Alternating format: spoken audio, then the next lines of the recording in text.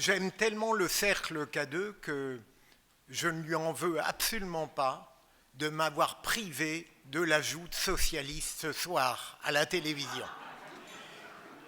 Deuxième élément, au fond, quand j'ai vu le programme, je me suis dit, ils ne réussiront jamais à faire demeurer les gens après le cocktail.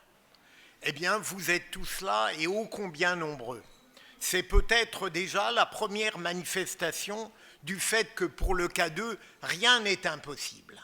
Je vois qu'on est la bagatelle de 650 membres fondateurs. Eh bien, de quoi non pas nous enfler d'importance, mais de comprendre à quel point il y a maintenant devant nous des chemins multiples et variés qui s'ouvrent pour que nous puissions donner le meilleur de nous-mêmes dans une sorte d'esprit collectif qui est au cœur du K2. Alors, j'ai promis que je serais bref, et d'ailleurs, je vous le démontre, puisque je n'ai pas commencé en disant « je ne serai pas long ». D'autre part, je n'ai pas utilisé une expression qui me fait toujours très peur, quand on dit « j'y reviendrai », et malheureusement, les gens reviennent. Et donc, ça dure longtemps, alors que grâce au général Meyer, qui a abordé tous les thèmes fondamentaux pour le K2, même remercier les sponsors et ô combien c'était utile, eh bien, je peux, 1 ou 2 secondes, vous raconter quelques péripéties qui vous feront bien comprendre pourquoi le K2, le cercle K2, est un cercle exceptionnel. Ne croyez pas une seconde qu'il ressemble à ces commissions politiques à la française, de gauche ou de droite, où on réunit des gens qui sont d'accord pour qu'ils aboutissent à des conclusions qui les mettront d'accord. Donc, c'est quelque chose qui représente un cercle au sein duquel, j'ai pu le constater, une liberté absolue règne. Quand il y a 3 ans, j'ai rencontré l'inlassable Jean-Michel Icard et qu'il m'a vanté le K2, eh bien, je me suis dit, mon Dieu, il est infiniment convaincant, mais franchement, je doutais de la validité, de la pertinence de tout ce qu'il m'annonçait. Et pourtant, quand j'ai constaté la réalité du K2, eh bien, j'ai été obligé d'admettre que Jean-Michel Icard m'avait dit la vérité. Et même mieux, et vous voyez à quel point on se distingue du monde politique, les promesses qu'il m'avait faites ont été tenues. Donc, durant 3 ans, au fond, j'ai pu constater au quotidien la vie efficace, industrieuse, intellectuelle, libre, pluridisciplinaire. Parce que quand on m'avait parlé du K2, je m'étais inquiété en disant « mais au fond, il n'y aura que des scientifiques, des chefs d'entreprise, il y aura des militaires, je n'ai rien contre eux, puisque le général, je l'adore. Mais des professions à l'égard desquelles je ne suis pas naturellement familier, des banquiers et de toutes sortes d'industries honorables, et je me suis dit, mais il manque des artistes. Il n'y a pas de comédiens, il y a des avocats, heureusement, il n'y avait pas vraiment de magistrats.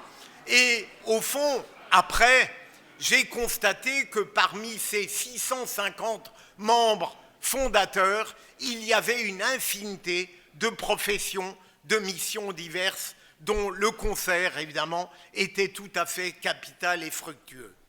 La liberté est fondamentale, vous l'avez rappelé, mon général, cette liberté dont on parle trop parfois pour être suffisamment attentif à son délitement aujourd'hui. Pluridisciplinarité, bénévolat, gratuité, ce sont des exigences qui, dans un monde assez généralement de profit, montrent à l'évidence que le cercle K2 est un cercle singulier. Et je voudrais poursuivre très rapidement cette relation de mes 3 ans. Au bout des 3 ans, eh bien, je me suis dit, je suis très fier d'être membre fondateur de ce cercle. Et en 2016, lorsque j'ai constaté qu'on prévoyait cette manifestation, puis-je vous dire que j'ai eu un doute. Les plus belles manifestations, généralement, sont couronnées d'un succès quand on les prépare depuis trop longtemps et qu'on est persuadé forcément de manière anticipée de leur réussite éclatante. Je me souviens quand Chris Pagani et Kevin Dumont m'ont parlé de ce grandiose, et vous-même, mon général, de cette entreprise extraordinaire qui visait à remettre des trophées. J'ai compris que ça n'était plus 22, mais 24, à des personnes, des chercheurs très remarquables qui ont réalisé le tour de force de rapprocher, de relier fortement l'universitaire au professionnel. Vous savez que c'est quelque chose qu'en France, on cherche depuis longtemps à faire, et ils l'ont réalisé. Eh bien, je constate ce soir, et j'ai l'honneur de parler devant vous, après le général, que le pari non seulement a été tenu au-delà de ce que je pensais, mais toutes les espérances des organisateurs ont été dépassées, et je suis persuadé que vous êtes tous là, pas uniquement grâce à la qualité du champagne Lançon. Vous avez compris à quel point le cercle K2 est un cercle unique. Je voudrais pratiquement terminer en insistant sur quelques aspects.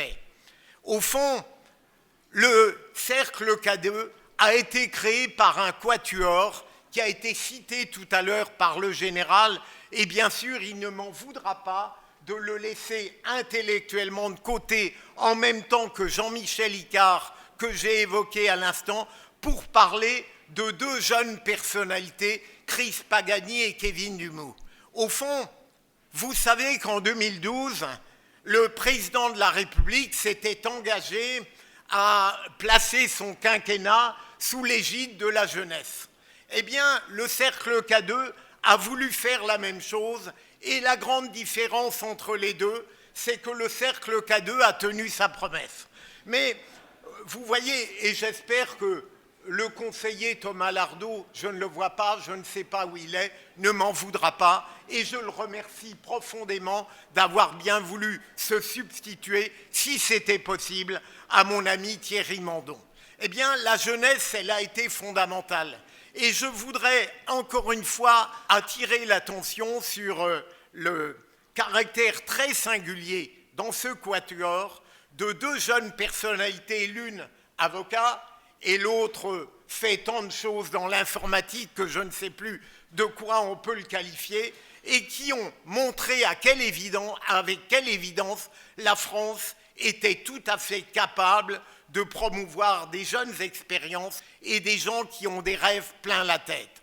Il me paraît fondamental, et j'aimerais terminer là-dessus, de dire que le cercle K2 est un concentré d'expériences et fait coexister des sensibilités et des intelligences diverses, suscite la liberté, ouvre des chemins, probablement demain ou après-demain nous permettra de nous rencontrer totalement ou en partie pour d'autres réflexions et d'autres pensées, et le cercle K2, j'insiste là-dessus, n'est pas un cercle comme les autres.